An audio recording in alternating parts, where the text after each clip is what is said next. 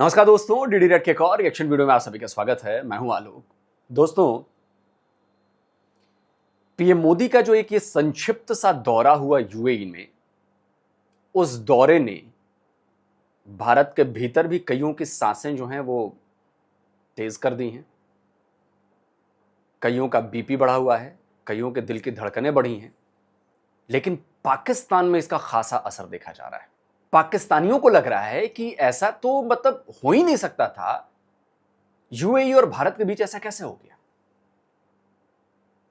लेकिन सिर्फ बात यह नहीं है कि भारत और यूएई के बीच स्ट्रेटेजिक अलायंस हुआ, डिफेंस अलायंस हुआ, इन्वेस्टमेंट की बात हुई, बल्कि पिछले 6 महीने से जो यूएई पाकिस्तानियों के साथ कर रहा है वो ज्यादा मजेदार बात है। और क्या हो रहा है पाकिस्तानियों के साथ, किस तरह उन्हें मार मार कर भगाया जा रहा है, डिपोर्ट किया जा रहा है, इसकी एक छोटी सी झलक इन्हीं लोगों की जुबानी में आपको सुना देता हूं। मुत्तहिदा अरब अमारात ने पाकिस्तान डिपोर्ट किया होगा, कितने लोग होंगे? फिगर तो एग्जैक्ट फिगर मैं आपको पाकिस्तान का नहीं बता सकता हूं, लेकिन अपने गांव का बता सकता हूं कि मेरा छोटा सा हमारा गांव है और इसमें अभी तक तकरीबन 100-150 बंदे अब तक आ चुके हैं और डेली बेसिस पे 2-2 बंदे 3-3 बंदे ऑलरेडी मतलब आ रहे हैं। वो इन्वेस्टिगेशन ऑफिसर ने उसको रिप्लाई किया कि आप हमें नंबर्स दें या न दें, लेकिन जो 21,000 लोगों का लिस्ट हम लोगों ने बनाया हुआ है वो डिपोर्ट होंगे। यूएई से अब तक 15,000 से ज्यादा पाकिस्तानियों को निकाला जा चुका है और रोजाना की बुनियाद पे कहा जाता है कि 2,500 लोगों को डिपोर्ट करने की रिक्वेस्ट रिसीव होती है। सीआईडी की 2 फैसिलिटीज हैं, अल अवीर की फैसिलिटी है और वरसान की फैसिलिटी है। वहां पे इन लोगों को लाया जाता है और भेड़ बकरियों की तरह 200-200 लोगों को एक सेल के अंदर डाल दिया जाता है। लेकिन इस पर कोई डाउट ना करें कि यूएई इस वक्त एक बहुत ही एक्सट्रीमिस्ट स्टेट बनाने की कोशिश कर रहा है अपने आप को। दुबई के अंदर यानी कि यूएई के अंदर इस वक्त जो पाकिस्तानी है ना, उनको डिपोर्ट करने का सिलसिला शुरू कर दिया गया है।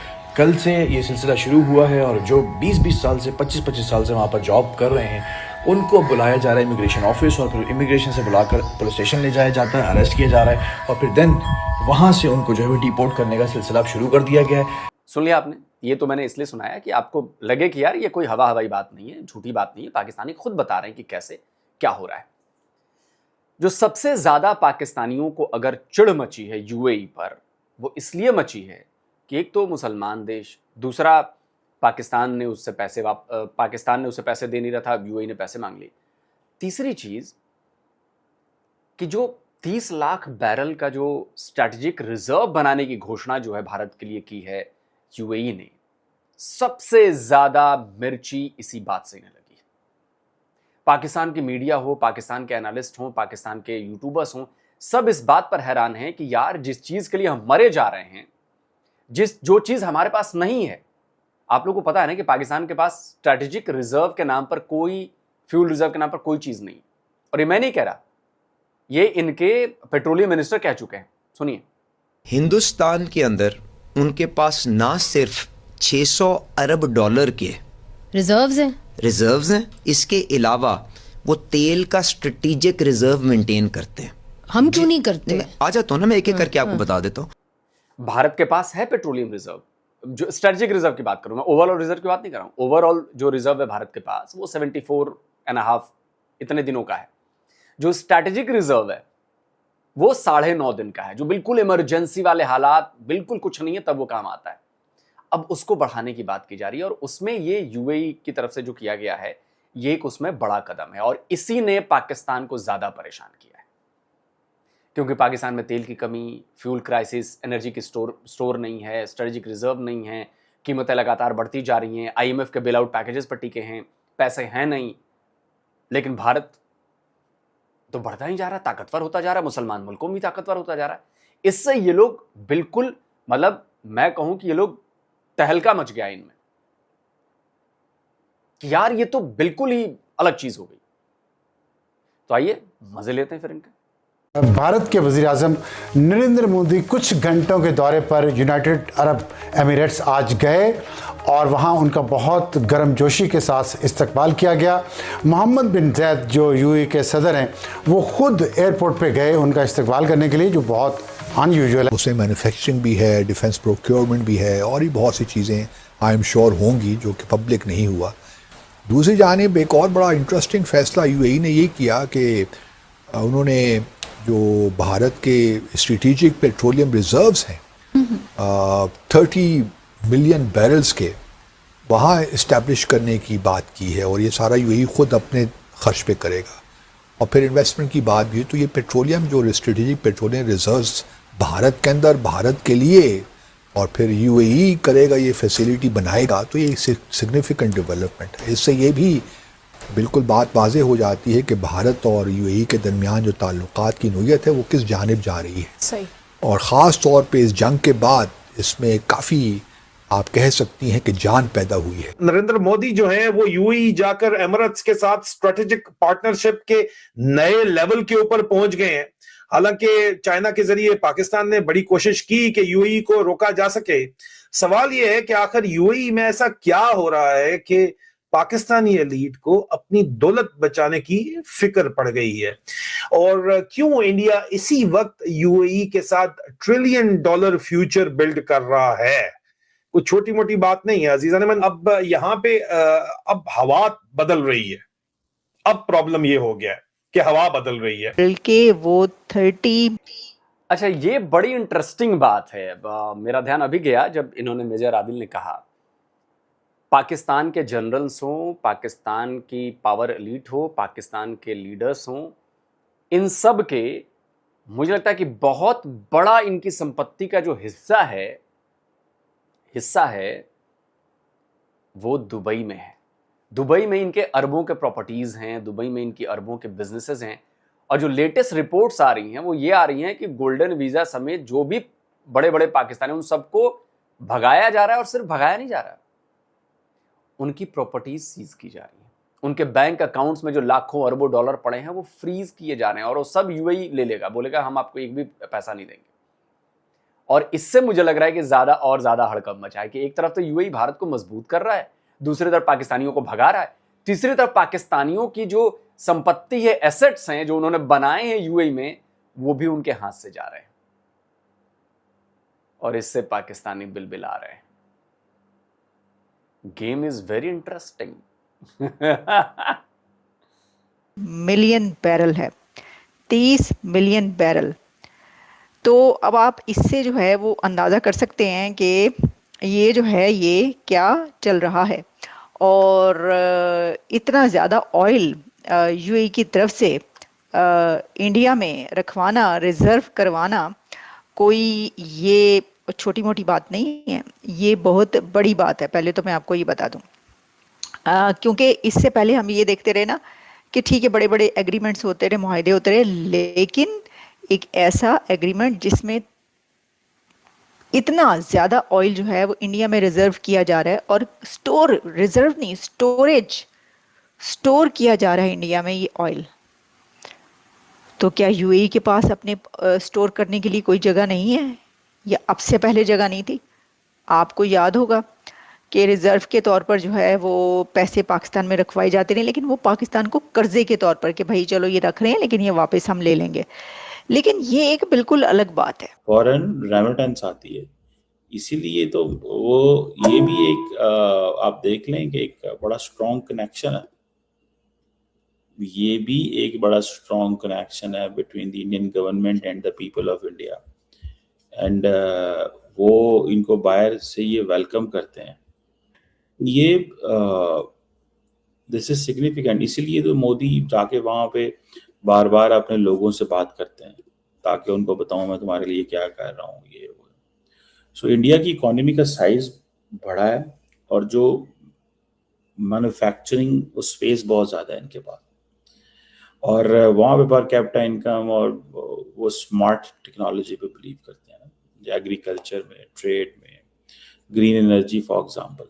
इंडिया कहते ही है, अब सारी बातें करना तो इतना आसान कोई नहीं ना होता कि हम जो 2070 तक क्लीन एनर्जी पे शिफ्ट हों, बातें तो वो करते हैं। तो क्या ये मुमकिन है कि ईरान और यूए के दरमियान जो इख्तिलाफात हैं, इंडिया उसमें खलीज उसका फायदा उठा रहा है, और उसका फायदा इस शक्ल में उठा रहा है जिसका नुकसान ज्यादातर पाकिस्तान को मुआशी हवाले से भी, सियासी हवाले से भी, और खित्ते की सूरत हाल के हवाले से। में इसराइल और इंडिया मुस्लिम ममालिक में जो इख्तलाफात है उनको वसी करना चाह रहे हैं। उसको वसी भी करना चाहता है और उसको अपने मफादात के लिए भी इस्तेमाल करना चाहता है। इंडिया के अपने मफादात है, इसराइल के अपने। तो भाई, तो मुसलमान देश इस्तेमाल क्यों हो रहे हैं? एक सवाल तो यह भी बनता है ना कि मैं आपको इस्तेमाल करना चाहता हूं, लेकिन आप इस्तेमाल होना चाहते हैं या नहीं होना चाहते हैं? ये तो आपके ऊपर डिपेंड करता है। अगर आप इस्तेमाल होना नहीं चाहते हैं तो कोई आपको इस्तेमाल कर पाएगा क्या? नहीं कर पाएगा ना, जब तक आप इस्तेमाल होना ना चाहें।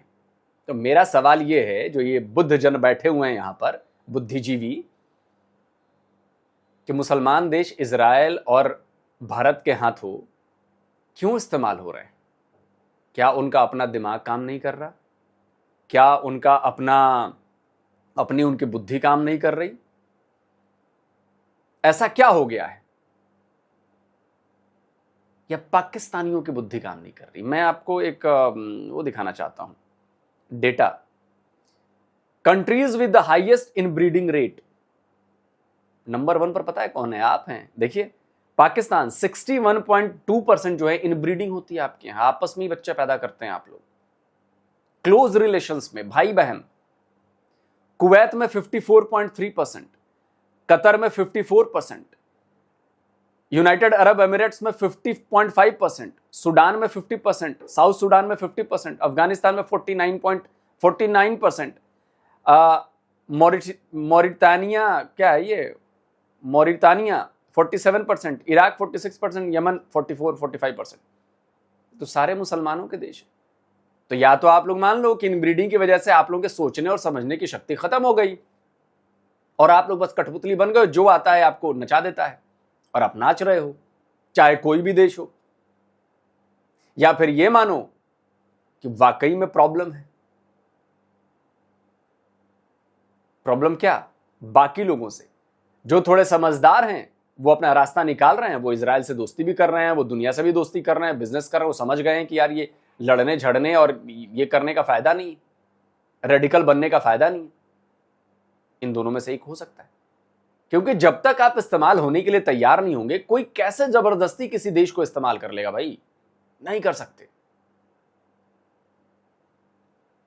मफादात है और वो सारे मफादात मिलकर यूएई में इकट्ठे हो। और इंडिया को जो है वो 30 मिलियन बैरल वहाँ पर ऑयल का स्टोर करना, कि स्टोरेज आपके पास है और हम रख रहे हैं।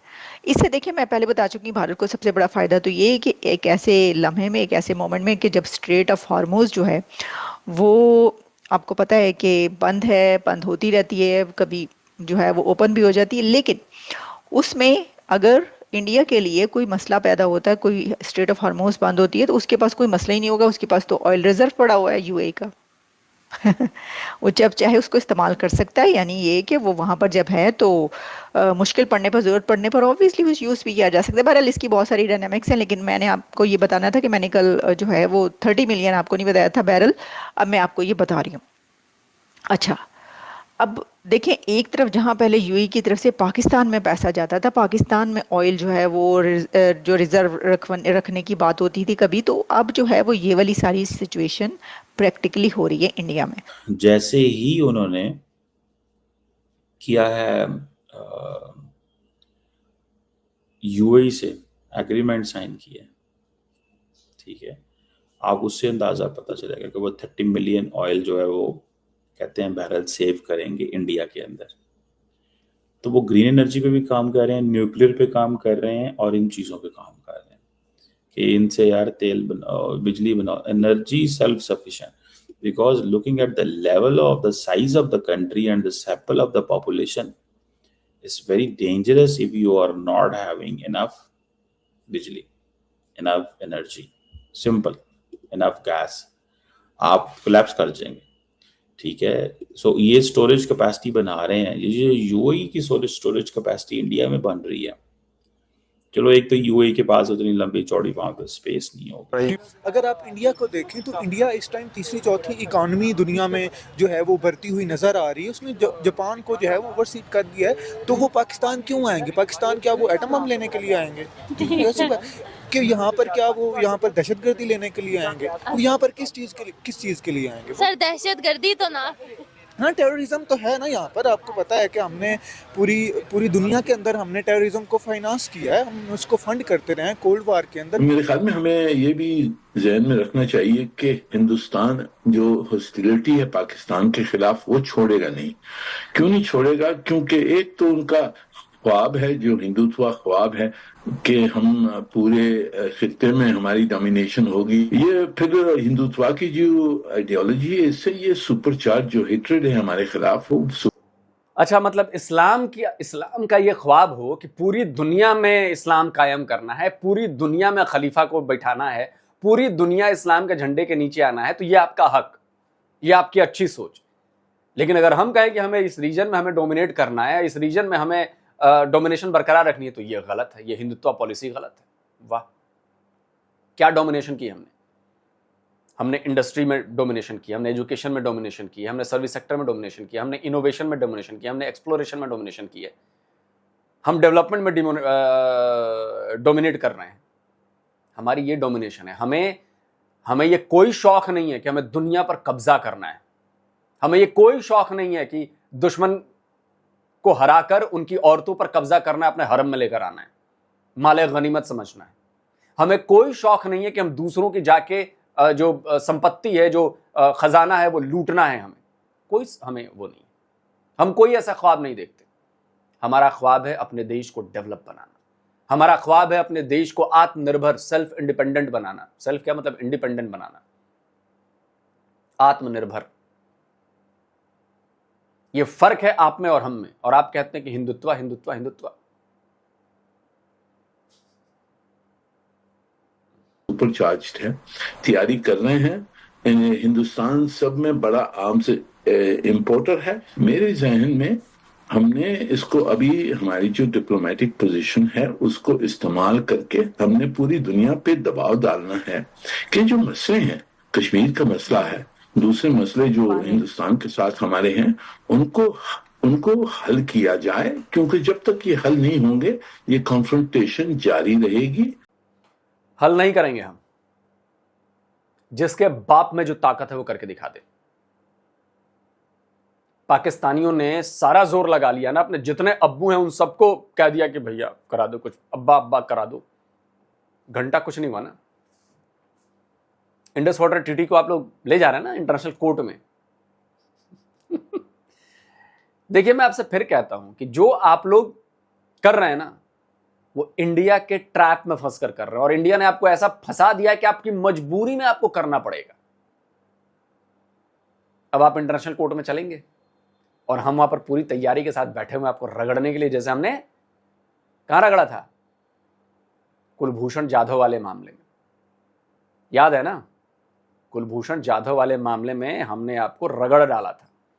और वो रगड़ाई ऐसे हुई थी कि पूछिए मत। और आगे भी वो रगड़ाई होने वाली है आपकी इंडस वाटर ट्रीटी पर। और ये मैं नहीं कह रहा, आपके यहां के पाकिस्तानी ही सवाल उठा रहे हैं कि भैया जिस तरह से भारत ने रगड़ा था इंटरनेशनल कोर्ट ऑफ जस्टिस में कुलभूषण जाधव को लेकर, और कुलभूषण जाधव पर आईसीजे का जो फैसला आया था वो पाकिस्तान के खिलाफ आया था, वियना कन्वेंशन का उल्लंघन, ये बात कही थी। तो अब तो इंडस पे भी यही होगा। और भारत ने बिल्कुल क्लियर कर दिया। भारत का जवाब मैं आपको दिखाता हूं। भारत की तरफ से क्लियरली कह दिया गया है, आप कहीं भी चले जाओ, यूएन चले जाओ, आईसीजे चले जाओ, ये थर्ड पार्टी तो सवाल ही पैदा नहीं होता। क्योंकि Indus water treaty bilateral issue है। मैंने कहा था ना कि कानूनी तौर पर, लीगल तौर पर हमने सारे ऐसे काम किए हैं जो इस इंडस वाटर ट्रीटी के शर्तों के मुताबिक हैं। हमने कोई भी ऐसा काम नहीं किया जो इलीगल साबित हो जाए किसी कोर्ट में। तो ये तो क्लियर है। भारत ने कहा कि तीसरा पक्ष क्या, कोई कुछ भी बना दो, हम थोड़ी ना मानने वाले हैं। हम नहीं मानते किसी भी चीज को, बाढ़ में जाओ, क्योंकि ये तो बायलैटरल है।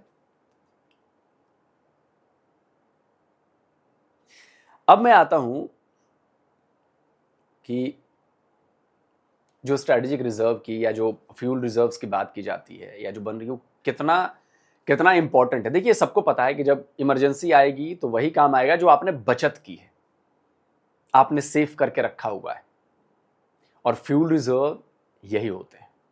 लेकिन ये इतना आसान नहीं है।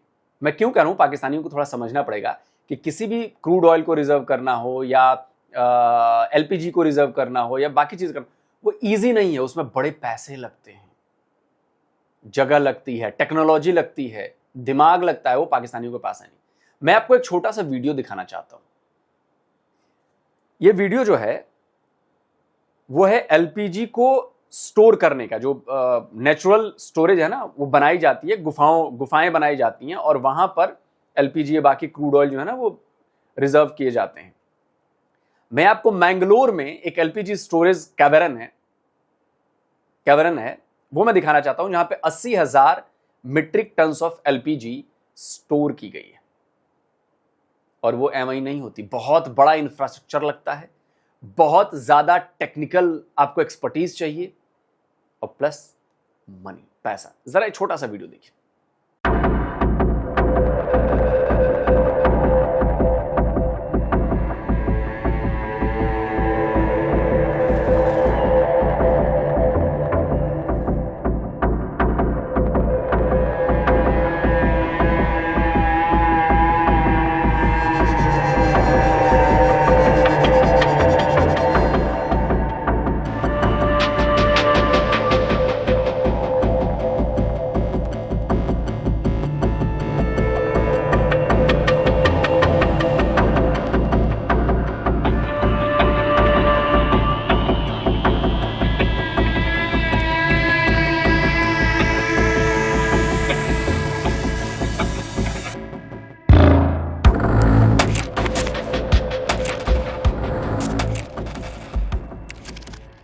तो पाकिस्तानियों समझे, इजी नहीं है। या नहीं कि गड्ढा खोद दिया, उसमें गैस डाल दिया और सेव कर लिया, या टिन का एक बड़ा सा डब्बा बना लिया, उसमें गैस डाल दिया और सेव कर लिया। ऐसा नहीं होता। अरबों रुपए खर्च होते हैं इंफ्रास्ट्रक्चर पर, तब जाकर फ्यूचर के लिए चीजें रेडी होती हैं। और भारत ये कर रहा है, और भारत कुछ नई स्टोरेज फैसिलिटीज भी बना रहा है, समझे। ये होती है दूरदर्शिता, प्लानिंग। आपकी तरह नहीं है कि आज भी आपके यहां स्ट्रेटेजिक ऑयल रिजर्व नहीं है, स्ट्रेटेजिक पेट्रोलियम रिजर्व जिसे कहते हैं, वो नहीं। दोस्तों आप क्या कहते हैं? कमेंट करिए, अपनी राय दीजिए। जल्दी मिलता हूं एक और नए वीडियो के साथ। नमस्कार, जय हिंद।